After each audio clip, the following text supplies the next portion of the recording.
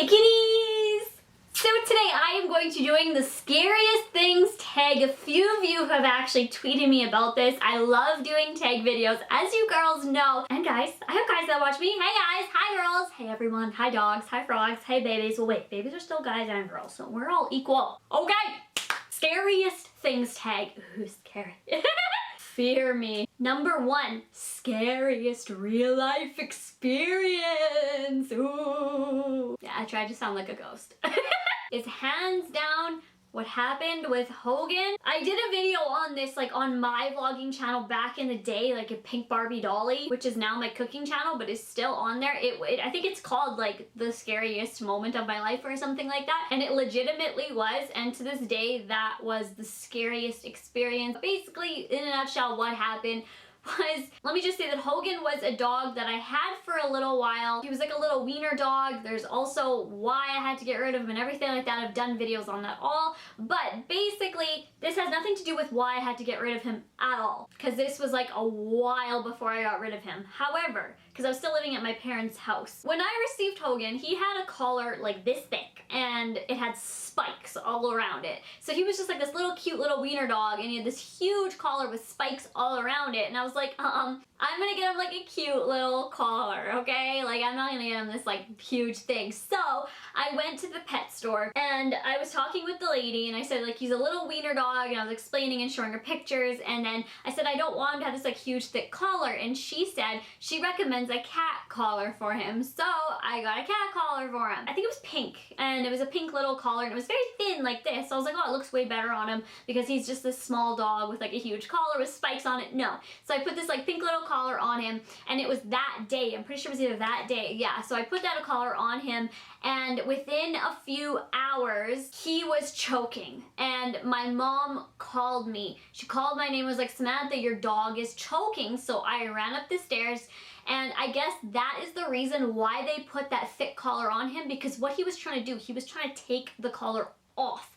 So he was trying to take the collar off, and because the collar's still around his neck, so when he was trying to take it off, the collar ended up in his mouth like this. So it was still around his neck, and now it's even tighter because this is a more protruded area of his body, and also a wiener dog, their snout is very long. So it was stretching the collar, and it was choking him to death. The collar was like this, and he was making the most horrific sounds that I've ever heard. He was gagging and choking and wheezing, and I was in shock. It has never happened to me before, where I was just like standing there like, and this dog was going to die right in front of my eyes. Hogan couldn't breathe, and my mom right away, because like I was in shock, ran in and tried to loosen the collar from his mouth. Like, she pulled it like this from his mouth, but still, like, there was no room. Like, there was no room. Like, he was like choking and suffocating. So she was trying, she's like, get the scissors, get the scissors, get the scissors, Samantha. And she was like going like this, like, hurry, hurry. As soon as she said that,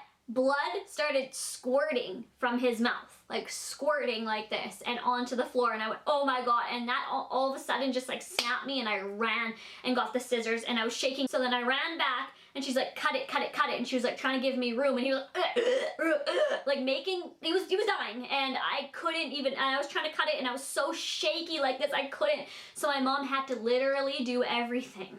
I was like a nothing in that moment. I was like in such a state of shock, and I was watching something die, and like I couldn't, so my mom ended up cutting it.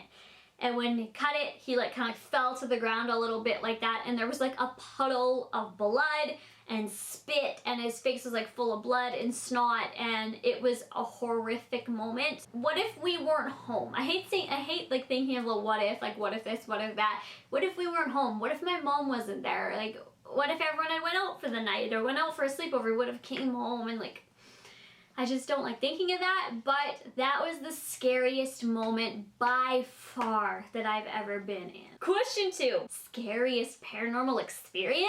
Definitely when my mom, my sister, and I basically did a seance in my parents' old house. This was way back in the day. We were Googling how to do a seance. It was like, don't do it. We were like, bye. So we did everything. Like, we literally got everything we could to do a seance, and we were like trying to reach the dead. My mom has a few family members who have passed away in the past, and we were trying to like contact her brother, my uncle, who I never met because he passed away before I was born. I had the camera set up. I have it caught on camera where she says, she goes, Philip, Philip, and you hear a distinctive voice that says, I'm here. Distinctive, and there was no TVs, no radios, nothing on, and you can hear it say, I'm here. If I can find the clip, I will insert it right here.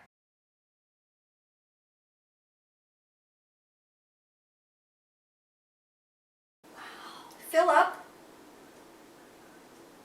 Philip. Philip.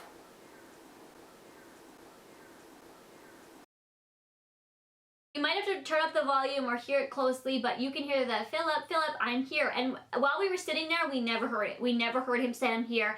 It was when I reviewed the footage and reviewed the camera footage back, and you heard it distinctively. And my mom just was like in shock and was like, that's my brother's voice. Like, it was his voice. Also, in that seance, it said to get a mirror of some sort. Like, it was like, drink milk, have calcium there, not wear jewelry. Like, there was all these things to do a seance. And one of the things it said to get a mirror. So we got a mirror and went downstairs, and as soon as I brought the mirror downstairs, it moved on its own. Something again that we had never seen while we were sitting there, but when I was watching the camera footage, I like choked because it was right there in the open of that mirror sliding over and nobody touched it. So I will go ahead and show you guys that clip. Oh God, we'll just see something. Wouldn't that be freaky? Can I sign? God. Freaky. Can I sign? Freaky. Can I sign? Freaky. Can I sign? So that was definitely my scariest paranormal experience. I didn't even see them then and there, like it wasn't scary at the time, but when I reviewed the footage back, I was like, ugh.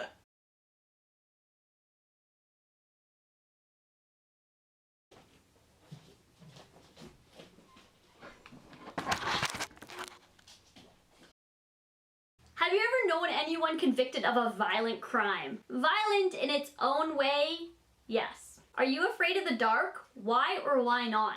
No, I love the dark. I can only sleep in the absolute pitch black. I can't sleep if there's a light on or a night light or anything shining in. I can't sleep. Even if like there's a phone, like if a text message goes off, I have my phone on silent all night, but if a text message goes off, it lights up. Like I'm like I can't sleep. I'm only afraid of the dark when I'm alone in the house and I'm like going up the stairs. I have no idea why. Like if it's dark and it's nighttime, if I'm going upstairs, I feel like something's gonna like come after me. Only when I'm going up the stairs though. Does your hometown have any scary stories or legends? Yes, basically it is known that the Besborough Hotel downtown is haunted. I don't know if it's true or not. I don't know how you would know for sure if that's true or not, but basically it's like rumored to be haunted. Also, there's a Mar residence in our city, and it's like a historical little thing.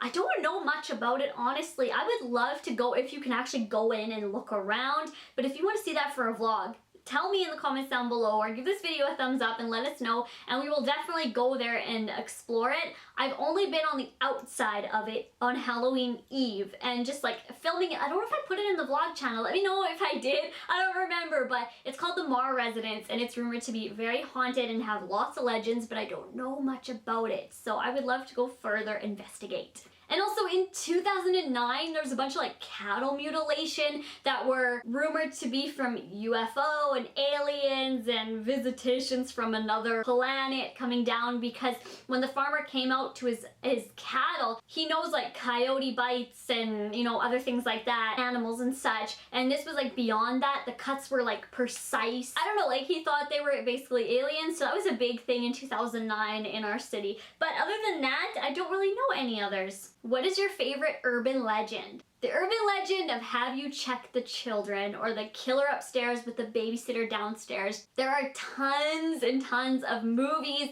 books, and urban legends on this, but it all stems from the same thing. When a Stranger Calls is a movie based on that. There are a few When a Stranger Calls, but the most popular ones were the one in 1979, which I loved so much when I was a kid, and then the one in 2006, I believe, sorry if I'm wrong, with Camilla Bell. She's an amazing actress, and they kind of like remade that or played on the legend, and I loved that movie. I own it actually because I love it so much. That urban legend is just, it's always been so cruel creepy to me.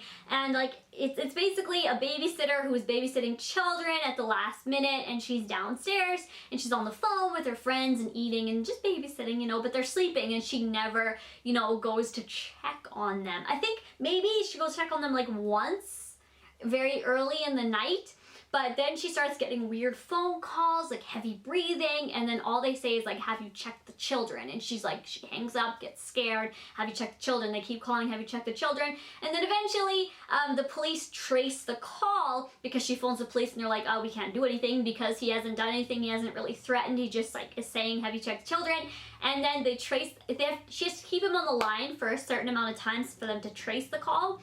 And then when she traces it, they phone her back and says the phone call is coming from upstairs. So then it's just like, oh, it gives me goosebumps even to like think about that. It's like, oh my God, like he's been in here the entire time. Like what if she actually went to go check the children? It's just always been like creepy to me and like gets me. So I think that's like my favorite urban legend. And last question, number 7, what is your scariest nightmare? I have so many scary nightmares, but I would think that my number 1 scariest nightmare was one that I actually did a video on that I will leave in the description box again, and I did it on this channel recently, and it was like pregnant dreams. Like for some reason, for a period of time, I constantly had pregnant dreams a lot, and I wasn't pregnant. There was one that it was almost like a demon child in my stomach, and when I looked down at my stomach was like mushy and weird looking, and then I see like a hand come out of my stomach. The whole story of that will be like down below, or the video rather, but honestly, like in the dream and in like while I was dreaming it, I felt so sick,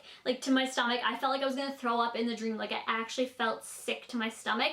It's like the dream made me sick. I don't know, but it was like horrific, and I still remember it in detail to this day and how I felt. Like my stomach was just wet. So that was the entire video. I hope you guys enjoyed it and it was a little bit interesting. I love doing tag videos. I tag everyone to do this. Let me know if you do it as well, and I will talk to you guys tomorrow. Thank you so much for watching. Bye guys. Eat me. The last thing we have are Juicy Drop Taffy. I got finished eating this thing. Okay, what are these? Chewy Taffy. Juicy Drop.